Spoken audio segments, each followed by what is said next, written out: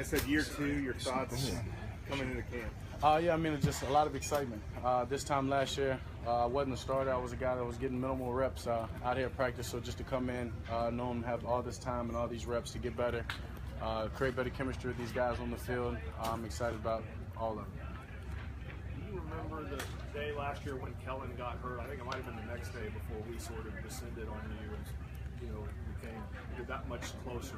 Remember that day and kind of what your mindset was as things started changing a little bit? Yeah, I mean, I remember he went down not knowing exactly what was wrong, but it looked bad. Just had to, I think at that time I had to step in and finish out his reps, like 2 plays or so, and then do mine. And I was down to practice. And then to come in and hear the news and then knowing Tony had that next day off, it was going from taking 2 reps or 4 reps that day at practice to going to be running the show the next day. But it was just about stepping up. It was an opportunity that happened unfortunately, and all I could think about that moment was just take advantage of it.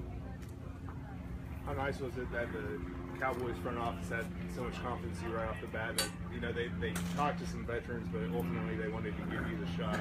Yeah, I mean, it meant a lot. They believed in me. I mean, I don't think they would have drafted me and they didn't believe in me. I don't think they expected it to happen that fast. I don't think any of us did, but for it to happen that way, and them believing in me, just giving me that opportunity to come out here and prove myself at practice and preseason games, and then ultimately being the starter, it meant a lot.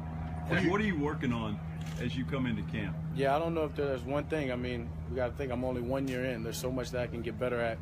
But a couple of things, just footwork, obviously knowledge of the game. You can never know enough.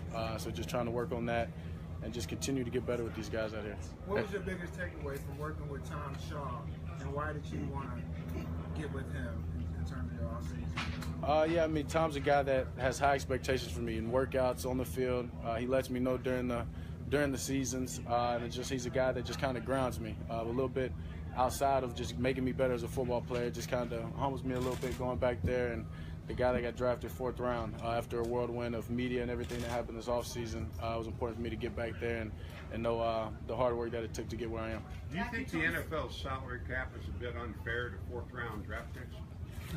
It is what it is. I just play the game. Dak, you told us in mini camps that when you talk now, guys listen. Given some of these incidents leading up to camp, what's been your message to the guys?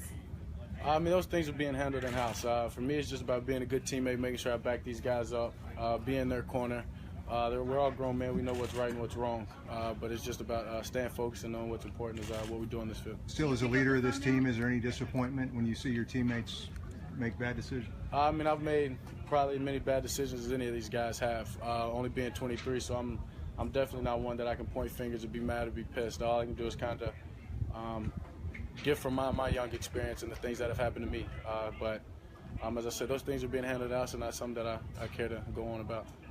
One of the first things you had to answer to when you met us when you were a rookie was answering to that DUI case, and you pretty emphatically said not going to happen again. Right.